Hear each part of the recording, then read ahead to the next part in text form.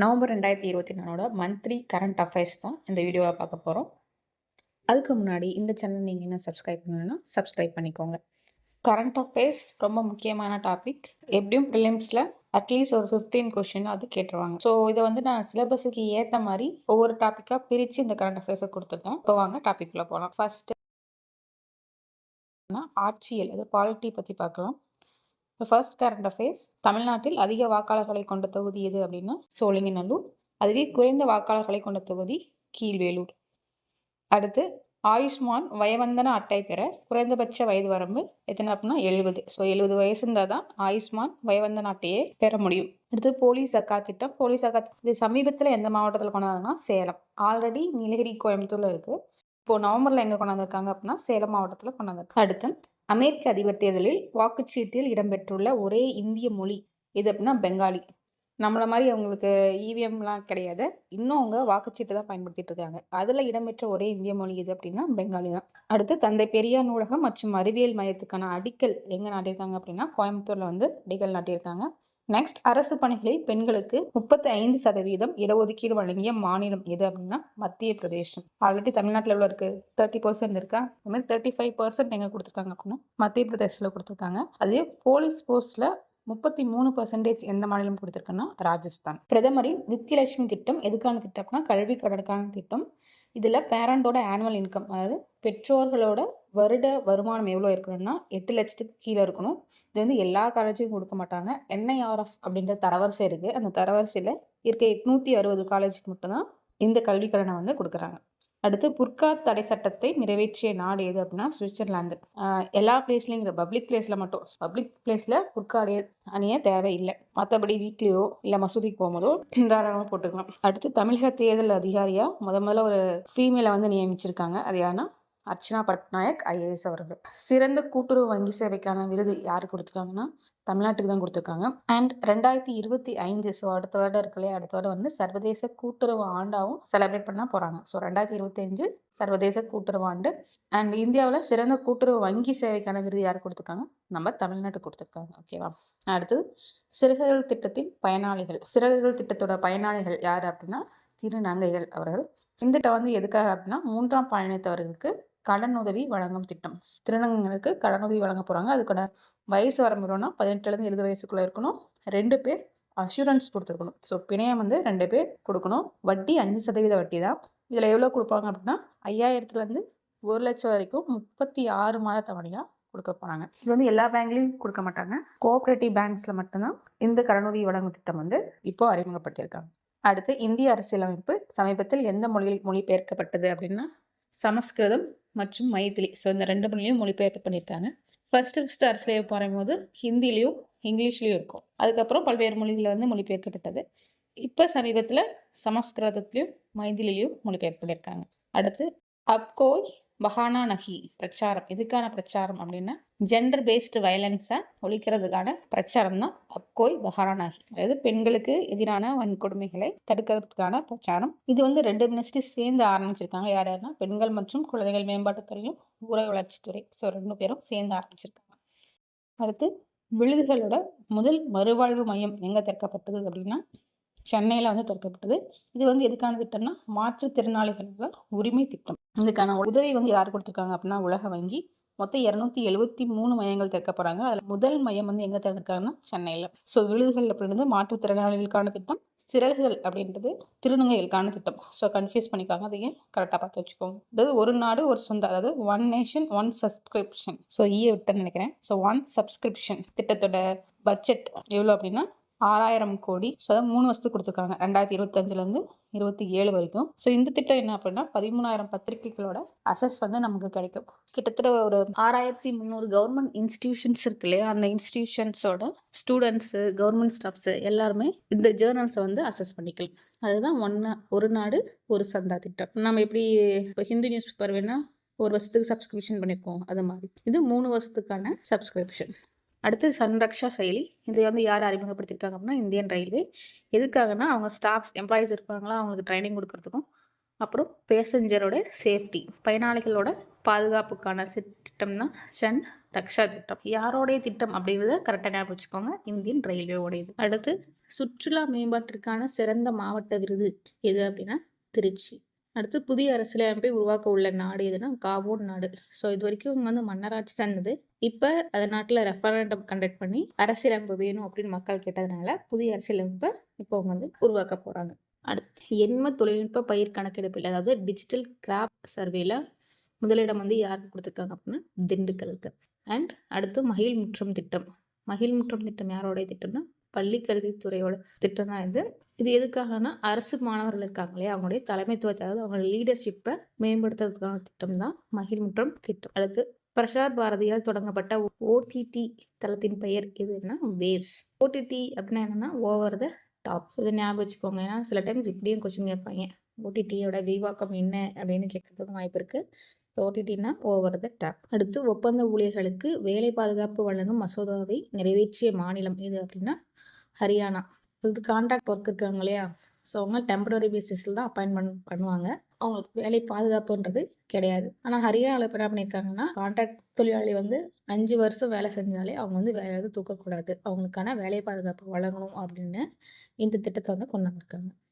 ஏசியானோட பாதுகாப்பு அமைச்சர்கள் கூட்டம் எங்கே நடைபெற்றது அப்படின்னா லாவோஸில் வந்து நடைபெற்றிருக்கு. மஹிளா சம்பாத் திட்டத்தை தொடங்கிய மாநிலம் இது அப்படின்னா பீகார். இது என்ன திட்டம்னா, இப்போ பார்த்தீங்கன்னா கவர்மெண்ட் நிறைய திட்டங்களை அனௌன்ஸ் பண்ணிகிட்டே இருப்பாங்க. ஸோ அது முக்கியமாக பெண்களுக்கான திட்டங்களை அதிகமாக அனௌன்ஸ் பண்ணிகிட்டே இருப்பாங்க.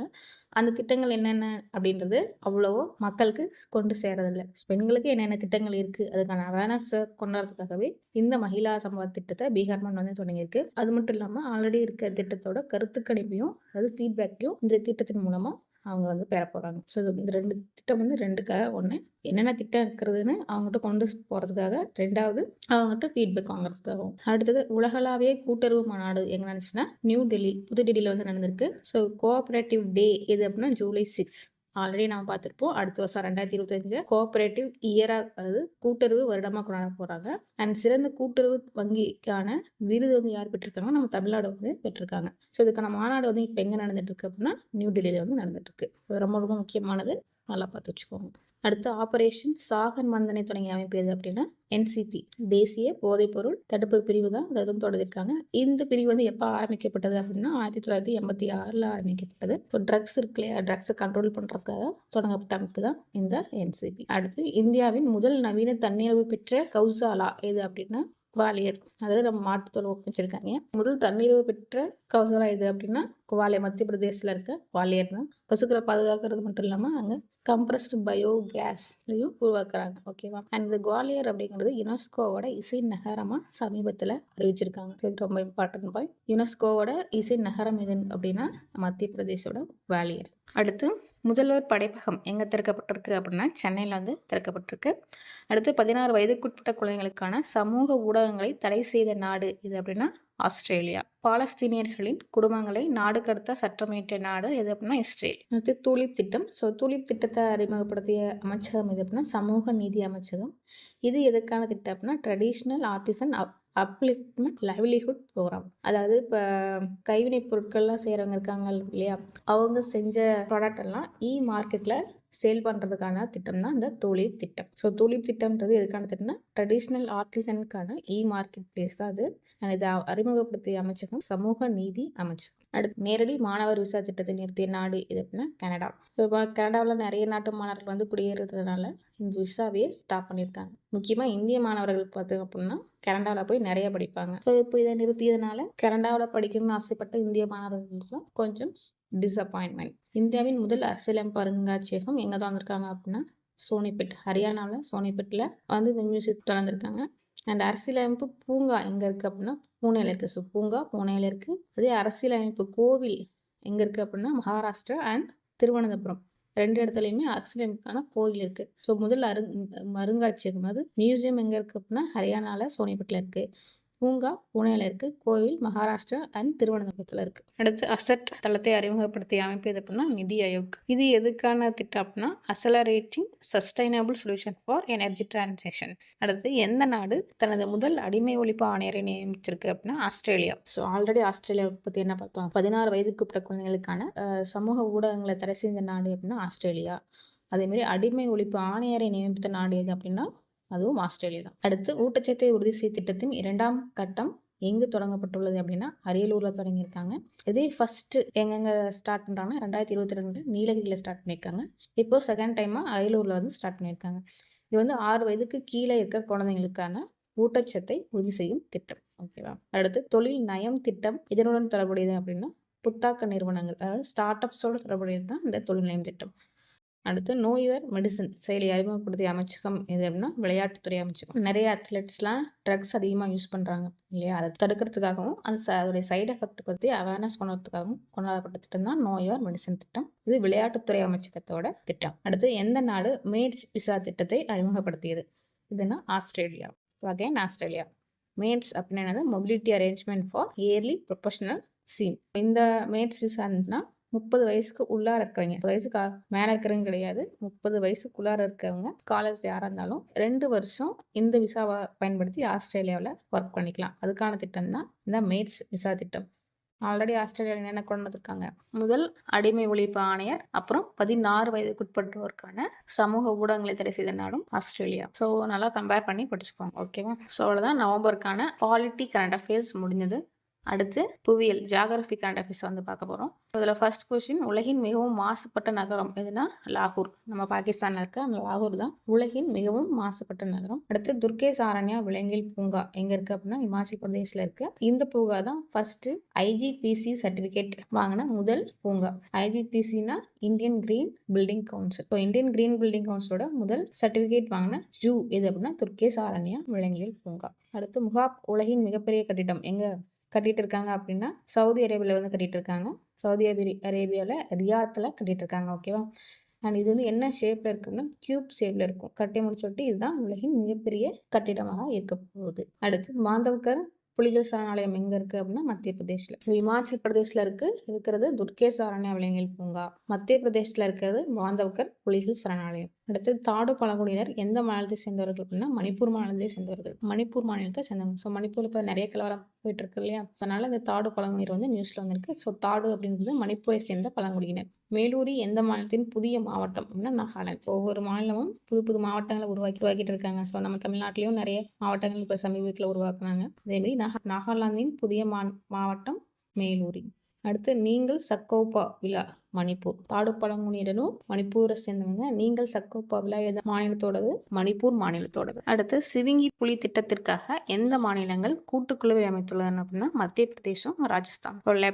லெப்பார்டு வந்து இந்தியாவில இருந்து அழிஞ்சிருச்சு. இது வந்து 2023 குனோ நேஷனல், இப்போ மத்திய பிரதேசில் குனோ நேஷனல் பார்க்ல கென்யா, மொசாம்பி அப்படிங்கிற நாடுகள்ல இருந்து வாங்கி மத்திய பிரதேசில் இன்ட்ரடியூஸ் பண்ணியிருப்பாங்க. அண்ட் இந்த புலிகள் பார்த்தோம் அப்படின்னா மத்திய பிரதேசத்தை தாண்டி ராஜஸ்தான்லையும் சில சமயம் பார்டரை கிராஸ் பண்ணி போவதனால இதுக்கான கூட்டுக்குழு வந்து ராஜஸ்தான் மற்றும் மத்திய பிரதேச மாநிலங்களும் அமைச்சிருக்காங்க. அடுத்தது போலோ ஸ்டேடியம் சமீபத்தில் தொடங்கிய மாநிலம் எது அப்படின்னா லடாக். ஸோ போலோன்றது குதிரைகள் மேலேருந்து விளையாடுற ஒரு விளையாட்டு. ஸோ இதுக்கான ஸ்டேடியத்தை எந்த மாநிலம் தொடங்கியிருக்காங்க அப்படின்னா லடாக் தொடங்கியிருக்காங்க. ஹிஸ்ட்ரியில் பார்த்தோம் அப்படின்னா போலோ விளையாட்டை விளையாடி ஒருத்தர் இறந்திருப்பாரு. யார் அப்படின்னா குத்புதீன் ஐபக்.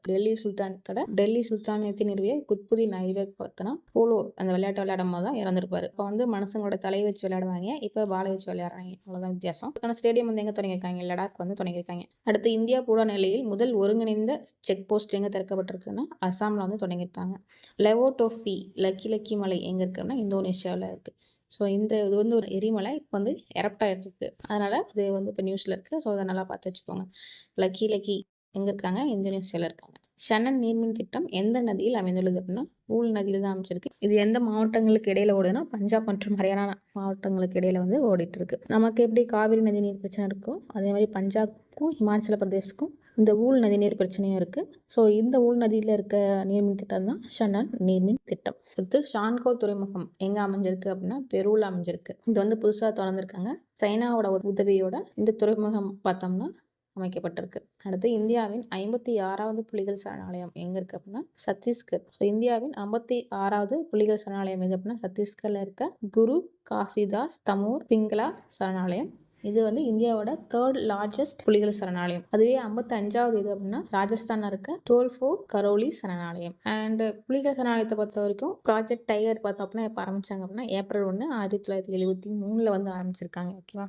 ஸோ இது வந்து அடிக்கடி கேட்ட கொஸ்டின். ப்ராஜெக்ட் டைகர் ஆரம்பிக்கப்பட்ட வருடம் 1973. தமிழ்நாட்டில் மொத்தம் எத்தனை சரணாலயம் இருக்குது அப்படின்னா 5 சரணாலயங்கள் வந்து இருக்குது. ஸோ ஆல்ரெடி என்ன பார்த்தோம், பாந்தவக்கர் புலிகள் சரணாலயம் அது எங்கே இருக்குது, மத்திய பிரதேஷில் இருக்குது. அடுத்து உலக மண் மாநாடு எங்கே நடந்திருக்குன்னா நியூ டெல்லியில் வந்து நடந்திருக்கு. அடுத்து எந்த நாடு புயலுக்கு பெங்கல் என பெயரிட்டது? பெங்கல் புயலுக்கான பேர் வச்ச நாடு எது அப்படின்னா சவுதி அரேபியா. அடுத்து சர்வதேச சோலார் கூட்டணி 104வது உறுப்பினராக யார் வந்து சேர்ந்திருக்காங்கன்னா ஆர்மீனியா வந்து சேர்ந்திருக்காங்க. சர்வதேச சோலார் கூட்டணி எப்போ ஆரம்பிச்சது அப்படின்னா 30 நவம்பர் 2015. 2015 ஆரம்பிச்சது தான் சர்வதேச சோலார் கூட்டணி. யார் ஆரம்பிச்சிருப்பாங்கன்னா இந்தியாவும் பிரான்ஸும் சேர்ந்து தான் ஆரம்பிச்சிருப்பாங்க. இதுக்கான ஹெட் குவார்ட்டர்ஸ் எங்கே இருக்குன்னா குருகிராம், ஹரியானாவில் வந்து இருக்குது. அண்ட் இந்த வருஷத்துக்கான தலைவராக வந்து யாரை வந்து தேர்ந்தெடுக்காங்கன்னா இந்தியாவை தான் தேர்ந்தெடுத்திருக்காங்க. ஸோ சர்வதேச சோலார் கூட்டணி 104வது நாடு ஆர்மீனியா. இது இந்தியாவும் பிரான்ஸும் சேர்ந்து 2015 ஆரம்பித்த ஒரு கூட்டமைப்பு. இதுக்கான ஹெட் குவார்ட்டர்ஸ் எங்கே இருக்குது, ஹரியானாவில் குருகிராமில் இருக்குது. அண்ட் 2024 இந்த வருஷத்தோட தலைவராக யாரை வந்து தேர்ந்தெடுத்திருக்காங்க அப்படின்னா இந்தியாவை வந்து தேர்ந்தெடுத்திருக்காங்க. அடுத்து காட்டு தீ காரணமாக தேசிய அவசர நிலையை அறிவித்த நாடு எது அப்படின்னா ஈக்வேடார். ஸோ எமர்ஜென்சி வந்து டெக்ளேர் பண்ணியிருக்காங்க காட்டு தீக்காக. எத்தனை நாளைக்குன்னா 60 நாளைக்கு வந்து நேஷ்னல் எமர்ஜென்சியை ஈக்வேடார் நாடு வந்து அறிவிச்சிருக்காங்க காட்டு தீக்காக. அடுத்து சிறந்த கடல்சார் மாநில விருது யாருக்கு கொடுத்துருக்காங்க அப்படின்னா கேரளாவுக்கு கொடுத்துருக்காங்க. அதுவே சிறந்த கடல்சார் மாவட்டம் எதுனா கொல்லம், கேரளாவில் இருக்க கொல்லம் மாவட்டம். அடுத்து ஒருங்கிணைந்த நலவாழ்வு மற்றும் காலநிலை மையம், அதாவது one health and climate hub. இந்த ஸ்கீம் வந்து யார் தொடங்கியிருக்காங்க, தமிழ்நாடு தொடங்கியிருக்காங்க. யாருன்னா by department of health and family welfare, மருத்துவ மற்றும் குடும்ப நல அமைச்சகம் வந்து தொடங்கியிருக்காங்க. அடுத்து 12வது சர்வதேச சுற்றுலா மார்ட் எங்கே நடந்திருக்கு அப்படின்னா அஸ்ஸாமில் நடந்துட்டுருக்கு. அண்ட் 13வது தேசிய விதை மாநாடு எங்கே நடந்துட்டுருக்குன்னா உத்தரப்பிரதேசத்தில் நடந்துட்டுருக்கு. ஸோ சுற்றுலா மார்ட் எங்கே நடக்குது, அஸ்ஸாமில். தேசிய விதை மாநாடு உத்தரப்பிரதேசில். ஓகேவா. அடுத்து அஷ்டலட்சுமி மகோத்சவ் அது எங்கே நடக்குதுன்னா நியூ டெல்லியில் வந்து நடந்துட்டுருக்கு. இந்த மகோத்சவ் வந்து 8 வடகிழக்கு மாநிலங்களுக்கு இல்லையா, சிக்கிம், மணிப்பூர், நாகாலாண்ட். ஸோ அந்த 8 வடகிழக்கு மாநிலங்களோட விழா தான் அஷ்டலட்சுமி மகோத்சவ். அஷ்டம்னா என்ன, 8 வடகிழக்கு மாநிலங்களோட விழா எங்கே நடக்கு, புதுடெல்லியில். ஸோ ஜியாகிரபி கரண்ட் அஃபேர்ஸ் முடிச்சாச்சு. அடுத்து 4th டாபிக்கான பொருளாதாரம் எக்கனாமிக் கரண்ட் அஃபேர்ஸ் வந்து பார்க்கலாம். அதில் ஃபர்ஸ்ட் என்னென்னா உலகளாவிய காப்புரிமை அறிக்கையில் இந்தியாவினோட தரவரிசை எதுனா 6. காப்புரிமையில் இந்தியா பேட்டன் ரைட்ஸ் வாங்குறதுல இந்தியா 6வது இடத்துல இருக்குது. முதல் இடத்துல யார் இருக்காங்கன்னா நம்ம சைனா இருக்காங்க. அண்ட் இதை யார் வெளியிடுறது அப்படின்னா விபோ, வேர்ல்ட் இன்டெலெக்சுவல் ப்ராப்பர்ட்டி ஆர்கனைசேஷன் தான் இந்த அறிக்கையை வந்து வெளியிடுறாங்க. 19வது G20 உச்சி மாநாடு எங்கே நடந்திருக்குன்னா பிரேசிலில் ரியோடி ஜென்ராவில் வந்து நடந்துட்டுருக்கு. அடுத்து உலக நகர குறியீடு 2024 முதலிடம் யாருக்கு கொடுத்துருக்காங்க அப்படின்னா லண்டனுக்கு வந்து கொடுத்துருக்காங்க. அடுத்து 11வது உலக தமிழ் பொருளாதார மாநாடு எங்கே நடந்திருக்குன்னா மலேசியாவில் கோலாலம்பூரில் வந்து நடந்திருக்கு. இதே 10வது எங்கே நடந்துச்சுன்னா இந்தியாவில் சென்னையில் 10வது உலக தமிழ் பொருளாதார மாநாடு வந்து நடந்திருக்கு. ஸோ நல்லா பார்த்துக்கோங்க, தமிழ் மாநாடு கிடையாது, தமிழ் பொருளாதார மாநாடு எங்கே நடந்திருக்குன்னா மலேசியாவில், 10வது சென்னையில். அடுத்து உலகளாவிய ஆற்றல் திறன் கூட்டணியை தொடங்கிய நாடு எதுன்னா UAE, ஐக்கிய அரபு நாடுகள் தொடங்கியிருக்காங்க. இதோட எய்ம் என்னன்னா ஆற்றல் திறனை 2030க்குள்ள 2 மடங்காக்குறதும் கார்பன் எமிஷனை குறைக்கிறது. இது 2 தான் அதோட எய்ம். ஆசியா பசிபிக் பொருளாதார மாநாடு 2024 எங்கே நடந்திருக்குன்னா பெருவில் லிமா இடத்துல வந்து நடந்திருக்காங்க. நெக்ஸ்ட் இந்தியாவின் தலைமை கணக்கு தணிக்கையாளர் CAG controller and auditor general of இந்தியாவை யாரை நியமிச்சிருக்காங்கன்னா சஞ்சய் மூர்த்தி அவர்கள் வந்து நியமிச்சிருக்காங்க. ஸோ இதுக்கு பார்த்தோன்னா கான்ஸ்டியூஷனல் போஸ்ட், அரசியல் அமைப்பு பதவி. இதுக்கான ஆர்டிகல் எதுனா ஆர்டிகல் 148 to 151 அண்ட் ஏஜ் வந்து 6 to 65 years. அதாவது பதவியேற்ற நாள்லேருந்து 6 வருஷங்களுக்கு பதவியில் இருப்பாங்க. அப்படி இல்லைன்னா 65 வயது முடிகிற வரைக்கும் இருப்பாங்க. ஸோ வந்து அடிக்கடி கேட்குற கொஸ்டின், நல்லா பார்த்து வச்சு. அடுத்து காலநிலை மாற்ற செயல்திறன் குறியீடு 2025. இதில் இந்தியாவோட இதம் இது. இந்தியா வந்து எத்தனாவது இடத்துல இருக்குன்னா 10வது இடத்துல இருக்குது. முதல் 3 இடம் பார்த்தோம் அப்படின்னா யாருக்குமே கொடுக்கல. ஸோ காலநிலை மாற்ற செயல்திறன் குறியீடு 2025 இந்தியா வந்து 10வது இடத்துல இருக்குது. ஃபஸ்ட்டு 3 இடம் பார்த்தீங்கன்னா அது யாருக்குமே கிடையாது. ஓகே. அடுத்து G20 அமைப்பின் அடுத்த தலைவர் யார் அப்படின்னா அதாவது 2025க்கான தலைவர் யாருன்னா தென்னாப்பிரிக்கா. ஆல்ரெடி 19வது G20 மாநாடு எங்கே நடந்திருக்கு, பிரேசிலில் இருக்குது. பிரேசிலில் நடந்துகிட்ருக்கு. ஸோ அடுத்த மாநாடு எங்கே நடக்க போகுதுன்னா தென்னாப்பிரிக்காவில் நடக்க போகுது. இந்தியாவில் பார்த்தோம் அப்படின்னா 2023 வந்து நடந்திருக்கு. 2024 பிரேசில். அடுத்து 2025 எங்கே நடக்க போகுதுன்னா தென்னாப்பிரிக்காவில் நடக்க போகுது. இந்த G20 வந்து எப்போ ஆரம்பித்தாங்க அப்படின்னா 1999 ஆரம்பித்த அமைப்பு தான் G20. உலகிலேயே மிகவும் விலை உயர்ந்த பாஸ்போர்ட் யார் அப்படின்னா ஸோ பாஸ்போர்ட் வாங்கினா எந்த நாட்டோட பாஸ்போர்ட்டுக்கு அதிக செலவாகும் அப்படின்னா மெக்சிகோ நாட்டோட பாஸ்போர்ட். அதே விலை குறைஞ்சது அப்படின்னா UAE ஐக்கிய அரபு நாடுகளோட தான் விலை குறைஞ்ச அண்ட் பாஸ்போர்ட்டுக்கான இண்டெக்ஸ் எதுனா ஹென்லே பாஸ்போர்ட் இண்டெக்ஸ். அதில் இந்தியாவோட இடம் 83வது இடத்துல வந்து இருக்குது. அண்ட் இந்தியாவோட பாஸ்போர்ட்டை வச்சு நம்ம எத்தனை நாடுகளுக்கு விசா இல்லாமல் பயணிக்கலாம்னா 58 நாடுகளுக்கு விசா இல்லாமலே போகலாம். இந்தியன் பாஸ்போர்ட்டோட வேலிடிட்டி 10 வருஷம். அடுத்து நிலையான வர்த்தக குறியீடு 2024 ஃபர்ஸ்ட் பிளேஸ் யாருக்குன்னா நியூசிலாந்துக்கு. இந்தியா வந்து 23வது இடத்துல இருக்குது. இந்த சஸ்டைனபிள் ட்ரேட் இண்டெக்ஸை யார் வந்து வெளியிடுறாங்க அப்படின்னா ஹின்ரிச் ஃபவுண்டேஷன் அண்ட் IMD. இந்த 2 ஆர்கனைசேஷனும் சேர்ந்து தான் வெளியிடுறாங்க. அடுத்து எந்த அமைப்பு உங்கள் வீட்டு வாசலில் வேலைகள், அதாவது jobs at your door step அப்படின்ற அறிக்கையை வெளியிட்டது அப்படின்னா உலக வங்கி. இதில் பார்த்தோன்னா இந்தியாவில் ஒரு 6 மாநிலங்களில் வந்து கண்டக்ட் பண்ணியிருப்பாங்க. அடுத்து பிணைய தயார்நிலை குறியீடு, இது நெட்வொர்க் ரெடினஸ் இண்டெக்ஸ் 2024 ஃபர்ஸ்ட் யார் இருக்காங்க? USA. 49வது இடத்துல இந்தியா இருக்குது. அண்ட் இது வெளியிடுற நிறுவனம் போர்ட்லேண்ட்ஸ் இன்ஸ்டியூட். அதுதான் எக்கனாமிக் கரண்ட் அஃபேர்ஸ் முடிஞ்சது. அடுத்து 5வது டாப்பிக்கான அறிவியல் மற்றும் தொழில்நுட்பம், சயின்ஸ் அண்ட் டெக் பற்றி பார்க்கலாம். அடுத்து சென்ஸ் ஆஃப் 19 திட்டம். இது யாரோட திட்டம்னா சீன நாட்டோட திட்டம். இது என்னன்னா விண்வெளிக்கு மனிதர்களை அனுப்பும் திட்டம் தான் அந்த சென்ஸ் ஆஃப். ஸோ முதல்ல இதில் ஒரு சீனாவிலேருந்து ஒரு பெண் வந்து போக போகிறாங்க. நம்ம நாட்டோட திட்டம் இது ககன்யான். அடுத்து இந்தியாவின் முதல் அனலாக் விண்வெளி பயண திட்டம், அது அனலாக் ஸ்பேஸ் மிஷன் எங்கே தொடங்கப்பட்டிருக்குன்னா இமாச்சல் பிரதேசில் இஸ்ரோவால் தொடங்கப்பட்டிருக்கு.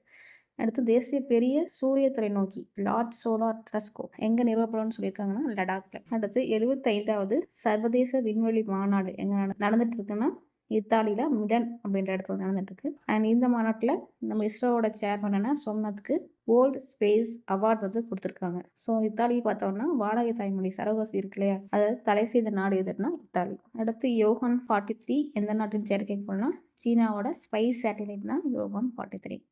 அடுத்து அசாங் 19 ஏவுகணை உருவாக்கிய நாடு எதுனா வடகொரியா. ஸோ யோகான் 43 சீனாவோட ஸ்பைஸ் சேட்டிலைட், ஓசாங் 19ன்றது வடகொரியாவோட ஏவுகணை. அடுத்து இந்திய கடற்படையால் தொடங்கப்பட்ட 7வது ஆழமற்ற நீர்மூழ்கி எதிர்ப்பு போர்க்கப்பல் எதுனா INS அபை. ஆல்ரெடி 6 நீர்மூழ்கி கப்பல் இருக்கும். 7வது எதுனா INS அபை. சர்வதேச சோலார் கூட்டணியின் தலைவராக தேர்ந்தெடுக்கும் நாடு எதுனா இந்தியா. ஸோ ஆல்ரெடி பார்த்தோம் இல்லையா, இதோட 104வது நாடா ஆர்மீனியா இணைஞ்சிருக்காங்க. இந்தியாவும் பிரான்ஸும் சேர்ந்து 2015 ஆரம்பித்த அமைப்பு தான் சர்வதேச சோலார் கூட்டணி. இதோட ஹெட் குவார்ட்டர்ஸ் எங்கே இருக்குது? ஹரியானா குருகிராமில் இருந்து இருக்குது. உலகின் முதல் சவால், அது ஃபர்ஸ்ட் இன் வேர்ல்டு சேலஞ்ச் முயற்சியை தொடங்கிய அமைப்பு எதுனா ICMR, Indian council of medical research வந்து தொடங்கியிருக்காங்க. அடுத்து கௌசர் அண்ட் ஹுதுட் செயற்கைக்கோள்கள் எந்த நாட்டோடதுன்னா ஈரான் நாட்டோடையது. அடுத்து உலகின் முதல் மர செயற்கைக்கோளை விண்ணில் செலுத்தும் நாடு எதுனா ஜப்பான். அதோடைய பேர் லிக்னோ சாட். ஸோ வந்து எந்த மரத்தில் வந்து செஞ்சுருக்காங்கன்னா அனோக்கி வுட் அல்லது பெக்னோலியா அப்படின்ற மரத்தில் வந்து செஞ்சுருக்காங்க. ப்ரொபோத் 3 சூரிய கண்காணிப்பு திட்டம் எந்த நாட்டை சேர்ந்ததுன்னா ஐரோப்பிய ஒன்றியம். ஸோ EUவோட ஐரோப்பிய ஒன்றியத்தோட திட்டம் தான் இது. யார் லான்ச் பண்ணுறாங்க அப்படின்னா இஸ்ரோ PSLV எக்ஸல் ராக்கெட் மூலமாக இந்த சூரிய கண்காணிப்பு திட்டத்தை வந்து லான்ச் பண்ணிட்டு வராங்க. ஸோ ப்ரொபோத் 3ன்றது ஒரு சூரிய கண்காணிப்பு திட்டம். ஸோ அதை ஞாபகம் வச்சுக்கோங்க. அண்ட் முதல் முப்படை விண்வெளி பயிற்சி எங்கே நடந்துட்டு இருக்குன்னா நியூ டெல்லியில் வந்து நடந்திருக்கு. இதில் அந்தரிக்ஷ அபியாஸ் அப்படின்ற சீன் வந்து கொண்டு வந்திருக்காங்க. யாருன்னா டிஃபென்ஸ் ஸ்பேஸ் ஏஜென்சி வந்து அந்தரிக்ஷ அபியாஸ் அப்படின்ற திட்டத்தை வந்து அறிமுகப்படுத்தியிருக்காங்க. அடுத்தது பான்சீர் வான் பாதுகாப்பு அமைப்பு எந்த நாட்டை சேர்ந்ததுன்னா ரஷ்ய நாட்டை சேர்ந்தது தான் பான்சீர். அண்ட் எந்த IIT மலிவு விலையில் முழங்கால் மறுவாழ்வு இயந்திரத்தை உருவாக்கியிருக்குன்னா IIT ரோப்பர் தான் முழங்கால் மறுவாழ்வு இயந்திரத்தை வந்து உருவாக்கியிருக்காங்க. அடுத்து எந்த மாநிலம் ஆழ்ந்த தொழில்நுட்பம், அதாவது டீப் டெக் இன்னோவேஷன் கண்டுபிடிப்புகளை செயல்படுத்த IIT மெட்ராஸுடன் ஒப்பந்தம் செஞ்சிருக்குன்னா ஆந்திர பிரதேசம். அது human centric AI centre. AI வந்து வளர்ந்துகிட்டே இருக்கு நாளுக்கு. அதை செயல்படுத்துறதுக்காக IIT மெட்ராஸோட யார் ஒப்பந்தம் பண்ணியிருக்காங்கன்னா ஆந்திர பிரதேசம். அதே முழங்கால் மறுவாழ்வு இயந்திரத்தை கண்டுபிடிச்சது IIT ரோப்பர். அடுத்து உயிர் அறிவியலுக்கான லைஃப் சயின்ஸ்க்கான AI ஆலோசனை குழுவை நிறுவிய மாநிலம் தெலுங்கானா. அடுத்து ககன்யான் திட்டத்திற்காக இஸ்ரோவுடன் எந்த நாடு ஒப்பந்தம் செஞ்சிருக்குன்னா ஆஸ்திரேலியா. ஸோ ஆல்ரெடி நிறைய நாடுகள் வந்து ஒப்பந்தம் செஞ்சுருக்காங்க. அது ரீசெண்டாக ஜாயின் பண்ணது ஆஸ்திரேலியா. ஏரோ ட்ராக் என்ற கருவியை உருவாக்கிய IIT எதுனா IIT பாம்பே. ஸோ இந்த ஏரோ ட்ராக்ன்றது நீர் மாசுபாட்டை கண்டறிய ஒரு கருவி தான். மொத்தமாக 3 IIT வச்சு பார்த்துருக்கோம். IIT பாம்பே ஏரோ ட்ராக் அப்படின்ற நீர் மாசுபாட்டை கண்டறியும் கருவியை கண்டுபிடிச்சிருக்காங்க. And IIT Madras human centric AI சென்டரில் ஆந்திர பிரதேசோட சேர்ந்து உருவாக்க போகிறாங்க. IIT ரோப்பர் முழங்கால் மறுவாழ்வு இயந்திரத்தை வந்து உருவாக்கியிருக்காங்க. அடுத்து இந்தியாவின் முதல் பசுமை ஹைட்ரஜன் கிரீன் ஹைட்ரஜன் எரிபொருள் நிலையம் எங்கே அமைக்க போகிறாங்கன்னா லடாக்ல அமைக்க போகிறாங்க. இது ஒரு நாளைக்கு 80 கிலோ கிரீன் ஹைட்ரஜன் உருவாக்கும். இதுவே லார்ஜஸ்ட் கிரீன் ஹைட்ரஜன் பிளான்ட் எங்கே இருக்குன்னா ஆந்திராவில் இருக்குது. அடுத்து இஸ்ரோவின் சுக்ராயன் திட்டம் இதனோட தொடர்புடையதுன்னா வெள்ளி, மார்ஸோட தொடர்புடையது தான் இந்த சுக்ராயன் திட்டம். ஸோ சுக்ரன்னா யார்? வெள்ளி. வெள்ளியோட தொடர்புடையது தான் சுக்ராயன். 2028 இந்த திட்டத்தை செயல்படுத்த போகிறாங்க. ஸோ இதோட இந்த மாதத்துக்கான science and tech current affairs முடிஞ்சது. அடுத்து பார்ட் 6 கலை, அறிவியல், இலக்கியம் மற்றும் தத்துவம் ஆகிய வெவ்வேறு துறைகளில் தனித்துவம் கொண்ட ஆளுமைகள். இந்த டைட்டில் வர கரண்ட் அஃபேர்ஸை பார்க்க போகிறோம். ஃபர்ஸ்ட்டு 50வது AFI அமெரிக்கன் ஃபிலிம் இன்ஸ்டிடியூட் வாழ்நாள் சாதனையாளர் விருது யாருக்கு கொடுத்துருக்காங்கன்னா பிரான்சிஸ் ஃபோர்ட் கொப்போலா அவங்களுக்கு கொடுத்துருக்காங்க. அடுத்தது சத்யஜித் ரே வாழ்நாள் சாதனையாளர் விருது, அதாவது இது எதுக்குன்னா ஃபிலிம் டைரக்ஷனுக்காக கொடுக்குற அவார்டு. இது யாருக்கு கொடுத்துருக்காங்கன்னா ஆஸ்திரேலியாவை சேர்ந்த ஃபிலிப் நோயிஸ் அவங்களுக்கு கொடுத்துருக்காங்க. அடுத்தது புக்கர் பரிசு 2024 யாருக்கு கொடுத்துருக்காங்கன்னா சமந்தா ஹார்வி அவங்களோட ஆர்பிட்டல் அப்படின்ற புக்குக்காக கொடுத்துருக்காங்க. இது முழுக்க இங்கிலீஷ் ஆங்கிலத்தில் எழுதப்பட்ட புக்குக்காக கொடுக்கப்பட்ட ஒரு பரிசு. அடுத்து டொமினிகோ நாட்டின் உயரிய விருது பெற்றவர் யாருன்னா நரேந்திர மோடி. இந்த வருஷம் பார்த்தோன்னா நிறையா விருது இவருக்கு கொடுத்துருப்பாங்க. ஸோ ஒவ்வொன்றா பார்க்கலாம். அடுத்து பிரபஞ்ச அழகி 2024க்கான விருது யாருக்குன்னா விக்டோரியா கேஜர். நைஜீரியாவின் 2வது உயரிய விருது யாருக்கு? அதுவும் நம்ம தலைவர் நரேந்திர மோடிக்கு தான். அந்த விருதோட பேர் என்னன்னா grand commander of the order. Guyana and Barbados நாட்டின் உயரிய விருது யாருக்குன்னா நரேந்திர மோடி அவர்களுக்கு தான். அடுத்தது நேபாள இராணுவத்தின் கௌரவ ஜெனரல் பதவி யாருக்கு வழங்கப்பட்டிருக்குன்னா உபேந்திர திவேதி அவர்களுக்கு வழங்கப்பட்டிருக்கு. மார்ட்டின் லூதர் கிங் உலக அமைதி விருது யாருக்கு? அதுவும் நம்ம மோடி அவர்களுக்கு தான். ஸோ என்னென்ன அவார்டு வாங்கியிருக்காரு? மார்ட்டின் லூதர் கிங் அமைதி அவார்டு, நைஜீரியாவோட 2வது உயரிய விருது, கயானா அண்ட் பார்படோஸ் நாட்டினோட விருது, அண்ட் டொமினிகோ நாட்டின் விருது. ஸோ இது எல்லாத்தையுமே யாருக்கு கொடுத்துருக்காங்க? நம்ம மோடி அவர்களுக்கு. அடுத்து IFFIயோட தங்க மயில் விருது, கோல்டன் பீகாக் அவார்டை வென்ற திரைப்படம் எதுன்னா டாக்ஸிக். அடுத்து ஸோ இதோட 6th சாப்டர் முடிஞ்சது. இப்போ நம்ம ஸ்ட்ரைட்டாக ஃபர்ஸ்ட் சாப்டருக்கு போயிடலாம். வரலாறு. இதில் பார்த்தோன்னா ஆமூர் அகழ்வாராய்ச்சி தளம் எங்கே இருக்குன்னா செங்கல்பட்டில் இருக்குது. இது ஒரு மெகாலித்திக் வரியல் சைட்டு தான். அடுத்து வரலாற்றுக்கு முந்தைய பாறையில் வெட்டப்பட்ட கால்தடங்கள் மற்றும் மனித உருவம் எங்கே கண்டுபிடிக்கப்பட்டிருக்குன்னா கேரளாவில். அடுத்து நூல்களும் ஆசிரியர்களும் அப்படின்னு பார்த்தோம்னா இயற்கையுடன் பேசுதல் அப்படின்ற புக்கை யார் இருக்குன்னா Ramachandra Guha. I'm no messiah யாருன்னா சோனசோட். ஸோ ஆக்டரு இப்போ ரொம்ப பிரபலமாயிட்டு வராரு இல்லையா? ஸோ அவர் எழுதின புக்கு தான் I'm no messiah. Why Bharat matters அப்படின்ற புக் எழுதுகிறவர் நம்ம வெளியுறவுத்துறை அமைச்சர் ஜெய்சங்கர் அவர்கள். ஸோ இதை மேட்ச்சில் ஃபாலோவிங்கில் கேட்பாங்க, இல்லைன்னா ஸ்ட்ரெயிட் கொஷினாகவே கேட்பாங்க. நான் நல்லா பார்த்து வச்சுக்கோங்க. அடுத்து அவார்ட்ஸ் அண்ட் மிலிட்டரி எக்ஸசைஸ் பார்க்கலாம். ஃபர்ஸ்ட் மிலிட்டரி எக்ஸசைசஸ் பார்த்தலாம். ஸோ இது பார்த்தோம் அப்படின்னா இந்தியா எந்த நாட்டு, ஸோ எந்த 2 நாட்டுக்கு நடுவில் நடக்குது அப்படின்றத தெளிவாக பார்த்து வச்சுக்கோங்க. ஸோ கருட சக்தி அப்படின்றது இந்தியா மற்றும் இந்தோனேஷியாவோட கூட்டு இராணுவ பயிற்சி தான் கருட சக்தி. கருடன்னா இந்தியா இந்தோனேஷியா. அடுத்து வஜ்ர பிரஹார் அண்ட் யுத் அபியாஸ் யாருன்னா இந்த 2ம் இந்தியாவும் அமெரிக்காவும் சேர்ந்து நடத்துகிற பயிற்சி. அண்ட் வின் பாக்ஸ் அப்படிங்கிறது இந்தியாவும் வியட்நாமும், VI வியட்நாம். ஓகே, ஸோ வின் பாக்ஸ்ன்றது India and Vietnam. So AustraHind அப்படிங்கிறது இந்தியாவும் ஆஸ்திரேலியாவும். அதில் பாருங்க AustraHind Australia and India. இது சாரக்ஸ் 24 அப்படின்றது இந்தியாவோட கடலோர காவல்படையோட பயிற்சி. ஸோ இந்தியன் கோஸ்டல் கார்டு இருக்காங்க இல்லையா, அவங்களோட பயிற்சி தான் சாரக்ஸ் 24. இது எப்போ ஆரம்பிக்கப்பட்டதுன்னா February 1, 1977 ஆரம்பிக்கப்பட்டது. அண்ட் இந்த February 1 தான் இந்திய கடலோர காவல்படை தினமாகவும் கொண்டாடுறாங்க. அண்ட் அக்னி வாரியன்றது இந்தியாவும் சிங்கப்பூரும் சேர்ந்து நடத்துகிற இராணுவ பயிற்சி. அடுத்த அவார்ட்ஸ் பார்த்தோம்னா கலைஞர் கருணாநிதி செம்மொழி தமிழ் விருது 2024 யார் கொடுத்துருக்காங்கன்னா செல்வராகவனுக்கு கொடுத்துருக்காங்க.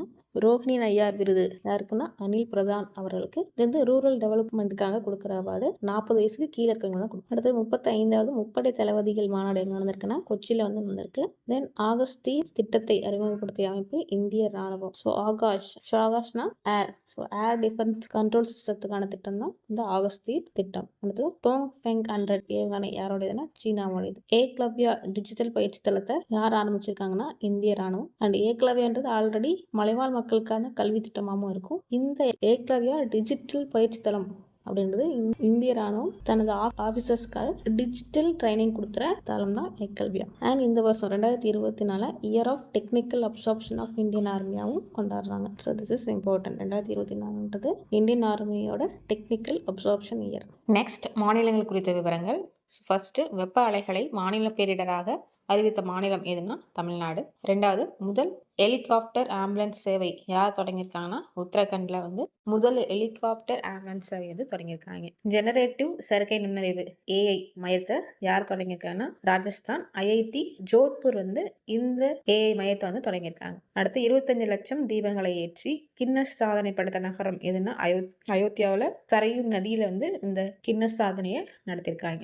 அடுத்து, எந்த மாநிலம் தீபம் 2.0 திட்டத்தை தொடங்கினதுன்னா ஆந்திர பிரதேசம். எதுக்காகனா இலவச கேஸ் சிலிண்டருக்கான திட்டம் தான் தீபம் 2.0 ஆந்திர பிரதேசோட திட்டம். அது இந்தியாவுக்கானதுன்னா PM உஜ்வாலா யோஜனா. 25 லட்சம் தீபங்களை ஏற்றி கின்னஸ் சாதனை படிச்சது அயோத்தியா. தீபம் 2.0 இலவச கேஸ் சிலிண்டர் திட்டம் ஆந்திர பிரதேசத்து. ஓகேவா, அது உத்தரப்பிரதேசத்து, இது ஆந்திர பிரதேசத்து. அடுத்து, இந்தியாவின் முதல் உயிரி உற்பத்தி நிறுவனம் எங்க தொடங்கியிருக்காங்கன்னா பஞ்சாப்ல மொஹாலியில தொடங்கியிருக்காங்க. யாரால தொடங்கப்பட்டதுன்னா பிரிக் நபி அப்படின்ற அமைப்பால தொடங்கப்பட்டிருக்கு. பாஷா கௌரவ் சப்தா தொடங்கிய மாநிலம் அசாம். ஸோ பாஷா என்ன மொழி, அசாமீஸ் மொழிக்கு இப்போ வந்து செம்மொழி அதிகாரம் கொடுத்துருக்காங்க இல்லையா, அதை கௌரவிக்கிற விதமா பாஷா கௌரவ் சப்தா அப்படின்ற விழா வந்து தொடங்கியிருக்காங்க. அடுத்து, பசுமை கதைகள் ஆவணப்பட விழா எங்க நடந்திருக்குன்னா கோவாவில். நெக்ஸ்ட், சுகம் செயலி எந்த மாநிலத்தோடதுன்னா சத்தீஸ்கரோடது. இது வந்து online property registration portal. So சொத்துக்களை பதிவு செய்யறதுக்கான போர்ட்டல் தான் சுகம் செயலி. சத்தீஸ்கர் மாநிலத்தோட இது. பாம்பு கடியை அறிவிக்கை செய்யக்கூடிய நோய்கள், அதாவது நோட்டிஃபைட் டிசீஸா அறிவித்த மாநிலம் எதுன்னா தமிழ்நாடு. ஆல்ரெடி நம்ம வெப்பாலை மாநில பேரிடர் அறிவிச்சிருக்கோம். அடுத்து, பாம்பு கடியை நோட்டிஃபைட் டிசீஸாகவும் அறிவிச்ச மாநிலம் எதுனா தமிழ்நாடு தான். அடுத்து, ஒற்றைப்படை இரட்டைப்படை போக்குவரத்து முறை அறிமுகப்படுத்த மாநிலம் சிக்கிம். இது ஆல்ரெடி எங்க இருக்குன்னா டெல்லியில் இருக்கும். ஒரு நாளைக்கு ஈவன் நம்பர்ல இருக்க வண்டி தான் போகணும், அடுத்த நாள் 6 நம்பர் இருக்க வண்டி போகணும். அதே மாதிரி எங்க அறிவிச்சிருக்காங்கன்னா சிக்கிம்ல. அடுத்து, இந்திய ராணுவ பாரம்பரிய விழா 2024 எங்க நடந்ததுன்னா நியூ டெல்லியில் வந்து நடந்துட்டு இருக்கு. முதல் டிஜிட்டல் மக்கள் தொகை கடிகாரம் எங்கே திறந்திருக்காங்கன்னா கர்நாடகாவில் பெங்களூரில் திறந்திருக்காங்க. இது கர்நாடகாவோட மக்கள் தொகை ப்ளஸ் இந்தியாவோட மக்கள் தொகை ரெண்டையுமே காட்டும். அண்ட் இது வந்து auto updated. So day by day இது வந்து மக்கள் தொகையை அப்டேட் பண்ணிக்கிட்டே இருக்கும். அடுத்து, கடல் விமான சுற்றுலா சேவையை அறிமுகப்படுத்திய மாநிலம் எதுன்னா கேரளா. கொச்சியில் வந்து அறிமுகப்படுத்தியிருக்காங்க. அடுத்து, இரட்டை அடுக்கு மின்சார பேருந்தை அறிமுகப்படுத்திய மாநிலம் எதுனா உத்தரப்பிரதேசில் லக்னோவில் அறிமுகப்படுத்தியிருக்காங்க. ஃபர்ஸ்ட் யாருன்னா மகாராஷ்டிரா அறிமுகப்படுத்தியிருப்பாங்க. இப்போ உத்தரப்பிரதேஷ்லேயும் அறிமுகப்படுத்திருக்காங்க. ஸோ டபுள் டெக்கர் பஸ்ஸு அதை வந்து பஸ்ஸாக அறிமுகப்படுத்தியிருக்காங்க. ஓகே, மின்சார பேருந்தை அறிமுகப்படுத்தியிருக்காங்க. அடுத்து, புதிய பைக் டாக்ஸி சேவையை அறிமுகப்படுத்த மெட்ரோ எதுனா Delhi metro. So railway station போனாலே டாக்ஸிஸ் வரிசையாக நிற்கலையே, அது மாதிரி இப்போது பைக் டாக்ஸியை வந்து டெல்லி வந்து அறிமுகப்படுத்தியிருக்காங்க. இது வாருங்கள் சூரிய சக்தி திட்டங்களை நிறுவுங்கள் என்ற திட்டத்தை தொடங்கிய மாநிலம் எதுனா ஹிமாச்சல பிரதேசம். ஸோ சோலார் திட்டம் ரெனியூவபிள் எனர்ஜியை வந்து இன்க்ரீஸ் பண்ணுறதுக்காக இமாச்சல பிரதேசம் இந்த திட்டத்தை வந்து தொடங்கியிருக்காங்க. ஓகேவா, அண்ட் ப்ரைவேட் இன்வெஸ்ட்மெண்ட்டை அதிகமாக அட்ராக்ட் பண்ணுறதுக்காக. அடுத்து, இந்தியாவின் மிகப்பெரிய மிதக்கும் சூரிய மின் நிலையம் எங்கே இருக்குன்னா மத்திய பிரதேஷில் இருக்குது. மத்திய பிரதேஷில் ஓம்கரேஸ்வர் அணையில் வந்து இருக்குது. இது அமைச்சது யாருன்னா டாடா. 126 மெகாவாட்டில் இந்த மிதக்கும் சூரிய மின் நிலையம் வந்து அமைச்சிருக்காங்க. இந்தியாவின் சிறந்த காவல் நிலையம் எதுனா, அதாவது 2024 சிறந்த காவல் நிலையம் ஒடிசாவோட பட்டாப்பூர் காவல் நிலையம். அதே தமிழ்நாட்டில் பார்த்தோன்னா மதுரை காவல் நிலையம். மதுரை சிட்டி போலீஸ் தான் தமிழ்நாட்டின் சிறந்த காவல் நிலையம். அடுத்து, மின்சார வாகனங்களுக்கு 100% வரி விலக்கு அறிவித்த மாநிலம் எதுனா தெலுங்கானா. ஆல்ரெடி நம்ம தமிழ்நாட்டிலையும் வெஹிக்கல்க்குனா 100% வரி விலக்கு இருக்குது. ஸோ இதெல்லாம் எதுக்கு பண்ணுறாங்க அப்படின்னா பொல்யூஷனை கண்ட்ரோல் பண்ணுறதுக்காகவும் கோலோட பயன்பாட்டை குறைக்கிறதுக்காக இந்த மாதிரி திட்டங்கள்லாம் கொண்டு வந்துட்டு இருக்காங்க. ஓகேவா, அடுத்து, காப்புரிமை பதிவு செய்வதில் முதலிடம் யாருன்னா நம்ம தமிழ்நாடு. காப்புரிமை பதிவு செய்யறதுல முதலிடம் யாரு? தமிழ்நாடு. அண்ட் வெப்ப அலைகளை மாநில பேரிடராக அறிவித்ததும் தமிழ்நாடு தான். அதுவும் இல்லாமல் பாம்புக்கடியை நோட்டிஃபைட் டிசீஸாக அறிவித்த மாநிலமும் தமிழ்நாடு. ஸோ இந்த மாதிரி கம்பேர் பண்ணி படிச்சுக்கோங்க. அண்ட் குப்பை வரியை ரத்து செய்த மாநிலம் எதுனா ஆந்திரா. ஜார்க்கண்ட் மாநிலத்தின் புதிய முதல்வராக யார் தேர்ந்தெடுத்திருக்காங்கன்னா ஹேமந்த் சோரன். ஹேமந்த் சோரன் தான் ஜார்க்கண்டோட புதிய முதல்வர். அடுத்தது, மாலத்தீவுக்கான இந்திய தூதர் யாருன்னா பாலசுப்ரமணியன் அவர்கள். அதே பிரேசிலுக்கான தூதர் தினேஷ் பாட்டியா. இதெல்லாம் அவ்வளோ கேட்க மாட்டாங்க, இருந்தாலும் தெரிஞ்சு வச்சுக்கோங்க. அடுத்து, குடிசை மற்றும் கிராமப்புற தொழில் கொள்கையை அறிமுகப்படுத்திய மாநிலம் குஜராத். நெக்ஸ்ட், கழிவுநீர் தொட்டி மரணங்கள் பட்டியலில் முதலிடம் செப்டிக் டேங்கை க்ளீன் பண்ணுறதுல முதலிடம் யாருன்னா தமிழ்நாடு. ஸோ இந்த டேட்டா தான் ஐ திங்க் 1993லேருந்து இப்போ வரைக்கும் இருக்க டேட்டாவை கலெக்ட் பண்ணி இந்த லிஸ்ட் வந்து கொடுத்துருப்பாங்க. அதில் முதலிடம் யார் அப்படின்னா நம்ம தமிழ்நாடு. ஸோ இதோட மாநிலங்கள் குறித்த விவரங்கள் முடிஞ்சது. அடுத்து செய்திகளில் இடம்பெற்ற சிறந்த ஆளுமைகளும் இனங்களும் அப்புறம் விளையாட்டு இந்த டாபிக் தான் பார்க்க போகிறோம். இல்லை ஃபர்ஸ்ட் என்ன, தமிழ் வளர்ச்சி கழகத்தின் தலைவராக யார் தேர்ந்தெடுக்கானா ராஜேந்திரன் அவர்கள். அடுத்தது ஐசிசி ஊழல் தடுப்பு பிரிவின் தலைவர், ஐசிசி கிரிக்கெட் வாரியம் இருக்குல்லையே அதோடைய ஊழல் தடுப்பு பிரிவின் தலைவர் சுமதி தர்மவர்தன். ஸோ இவர் வந்து ஸ்ரீலங்காவை வந்து சேர்ந்தவர். அடுத்தது மெக்சிகோ கிராண்ட் பிரிக்ஸ் 2024 அதோட வின்னர் யாருன்னா கார்லோஸ் சைன்ஸ் அவர்கள். ஸோ கார் ரேஸ் இந்த 2024 கார் ரேஸோட வின்னர் கார்லோஸ் சைன்ஸ். பேர்லேயே கார் இருக்கு பாருங்க. அடுத்து இந்தியாவின் பாதுகாப்பு செயலராக நியமிக்கப்பட்டவர் யாருன்னா ராஜேஷ் குமார் சிங். டிஃபென்ஸ் செக்ரட்டரி யாருன்னு கேட்டாங்கன்னா ராஜேஷ் குமார் சிங். அடுத்து 67வது காமன்வெல்த் பாராளுமன்ற மாநாடு எங்க நடந்திருக்குன்னா ஆஸ்திரேலியாவில். ஆஸ்திரேலியாவில் பார்த்தோன்னா புதுசாக நிறைய திட்டங்கள் வந்து கொண்டு வந்திருக்காங்க. So right to disconnect after work அதை கொண்டாந்ததும் யாருன்னா ஆஸ்திரேலியாவில் தான். அதாவது 5 மணிக்கு வேலை முடிஞ்சதா அதுக்கப்புறம் ஒர்க்கை பற்றி எந்த விதமான கால்ஸையும் அட்டன் பண்ண தேவையில்லை அப்படின்னு சொல்லியிருக்காங்க. சூப்பர்ல. அண்ட் ஆல்ரெடி என்ன பார்த்துறோம், 16 வயதுப்பட்ட சமூக ஊடகங்களை தடை செய்த நாடும் ஆஸ்திரேலியா தான். முதல் அடிமை ஆணையரை நியமிச்சது ஆஸ்திரேலியா தான். இப்போ 67வது காமன்வெல்த் பாராளுமன்ற மாநாடு நடக்குது ஆஸ்திரேலியாவில். உலக விவசாய மன்றத்தின் பொதுச் செயலாளர் யாருன்னா ஜாக்குலின் டி ஆரோஸ். முதல் கொக்கோ உலகக்கோப்பை எங்கே நடக்குதுன்னா நியூ டெல்லியில். புதுடெல்லியில் ஃபர்ஸ்ட் டைம் கொக்கோ உலகக்கோப்பை நடத்த போகிறாங்க. ஸோ நல்லா பார்த்துச்சு. அண்டர் 19 உலக குத்துச்சண்டை எங்கே நடக்க போகுதுன்னா அமெரிக்காவில் கொலராடோவில் நடக்க போகுது. ஆசிய கை மல்யுத்த கோப்பை எங்கே நடக்க போகுதுன்னா மகாராஷ்டிராவில் மும்பையில் ஆசிய கை மல்யுத்த கோப்பை வந்து நடக்க போகுது. அடுத்து முதல் ஆசிய பௌத்த உச்சி மாநாடு அது புதுடெல்லியில் நடக்க போகுது. ஸோ இந்த முதல்லாம் நல்லா பார்த்துச்சோம். முதல் ஆசிய பௌத்த மாநாடு புதுடெல்லி, முதல் கொக்கோ உலக கோப்பையும் எங்க புதுடெல்லியில். அடுத்தது போட்ஸ்வானா நாட்டின் அதிபராக யார் தேர்ந்தெடுத்திருக்காங்கன்னா டுமா ஓஹோ அவர்கள். இதெல்லாம் அவ்வளோ இம்பார்ட்டன்ட் கிடையாது.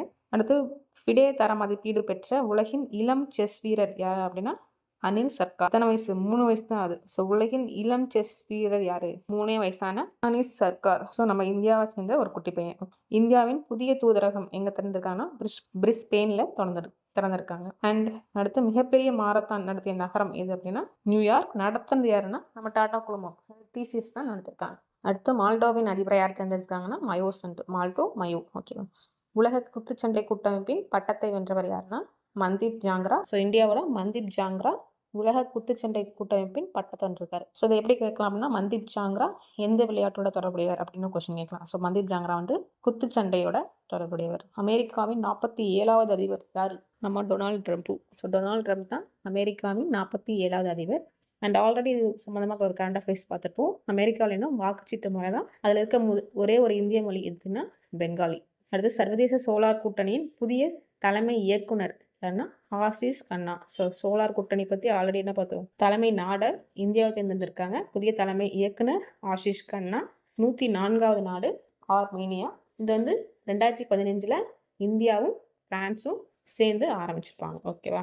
ஸோ இதெல்லாம் அப்படியே ஒரு கோர்வையாக ஞாபகம் வச்சுக்கோங்க. அடுத்து உலகளாவிய உயிரி எரிபொருள் கூட்டணியின் தலைமையகம் எதுனா இந்தியா. ஸோ சோலார் கூட்டணியின் தலைமையும் இந்தியா தான். உயிரி எரிபொருள் கூட்டணியின் தலைமையகம் எங்கே இருக்குன்னா அதுவும் இந்தியாவில் தான். ஹென்லி பாஸ்போர்ட் குறியீட்டில் முதலிடம் பிடித்த நாடு எதுனா சிங்கப்பூர். சிங்கப்பூரோட பாஸ்போர்ட் இருந்துச்சுன்னா நிறைய நாடுகளுக்கு நம்ம விசா இல்லாமலே பயணிக்கலாம். அதுவே இந்தியாவோட குறியீடு ஆல்ரெடி பார்த்துருப்போம் 83வது இடம். 58 நாடுகளுக்கு விசா இல்லாமல் பயணிக்கலாம். 10 வருடம் வேலிடிட்டி.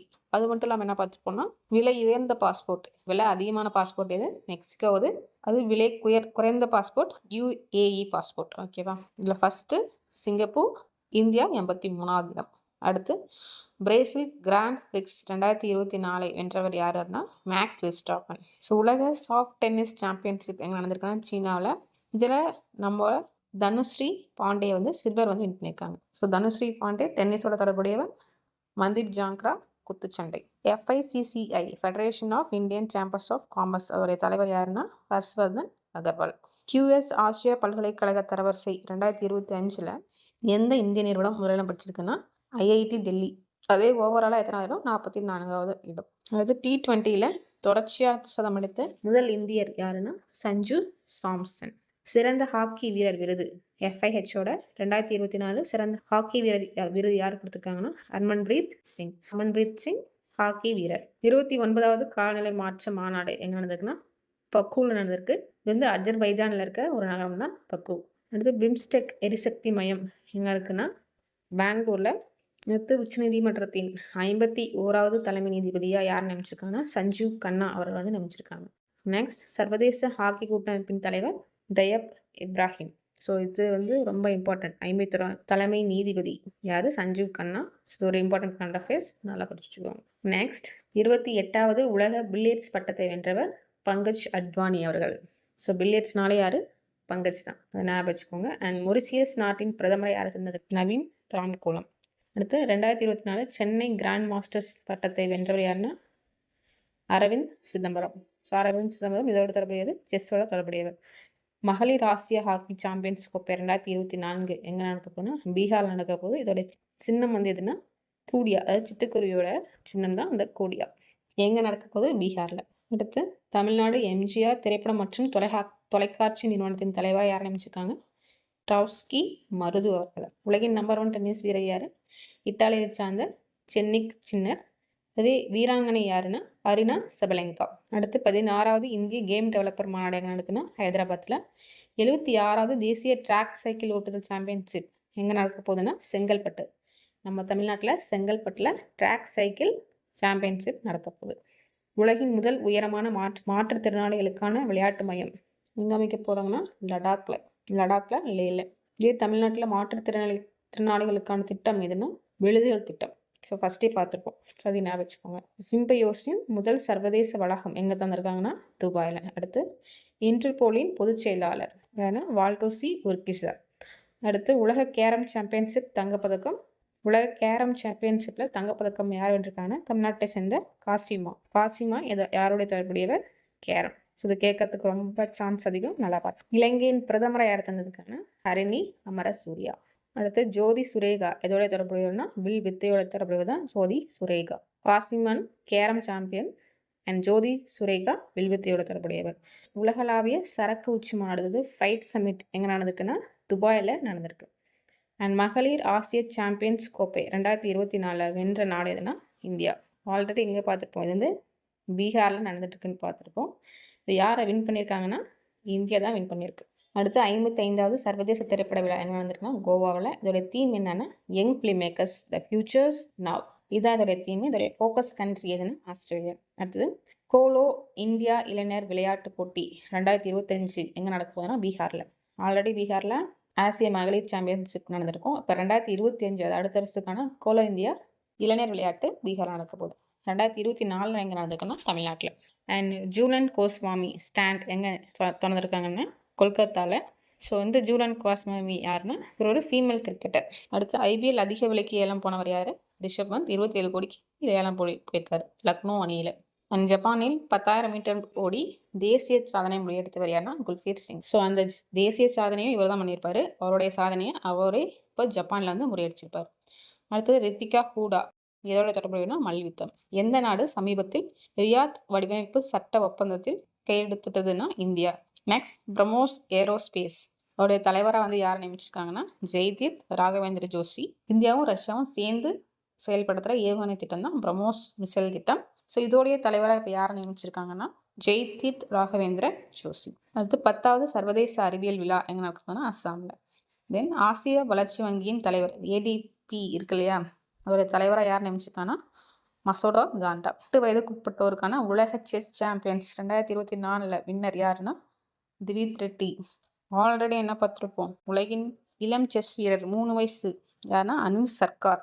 இப்போ 8 வயசுக்கு உட்பட்டவரில் வின் பண்ணது திவித் ரெட்டி. ஸோ 2 பேருமே இந்தியன் கிட்ஸ் தான். அடுத்து 59வது அகில இந்திய காவல்துறை தலைமை இயக்குனர் மாநாடு, அதாவது டிஐஜி இருக்காங்களா, டைரக்டர் ஜெனரல், அவங்களுக்கான மாநாடு வந்து எங்கே நடந்திருக்குன்னா ஒடிசாவில் வந்து நடந்திருக்கு. அடுத்து முக்கிய தினங்கள் பற்றி பார்க்க போகிறோம். ஸோ இந்த முக்கிய தினங்கள் வந்து எதுக்குள்ள வரணும், பொது விழிப்புணர்வு ஒரு டாபிக் இருக்கு இல்லையா, நடப்பு நிகழ்வில் 2வது பாலிட்டியில் பொது விழிப்புணர்வு அப்படின்னு ஒரு டாபிக் வரும். ஸோ அதுக்கு கீழே இந்த டேஸை வந்து நம்ம வச்சுக்கலாம். ஃபஸ்ட்டு நவம்பர் 1 எதுனா உலக சைவ தினம். அதாவது வெஜிடேரியன் டே கிடையாது, வேகன் டே.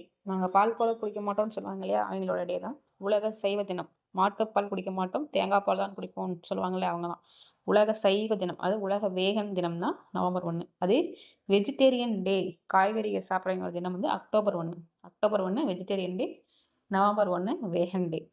அண்ட் அது இல்லாமல் கர்நாடகா ஹரியானா என்னுடைய ஃபார்மேஷன் டேவும் எதுனா நவம்பர் 1 தான்.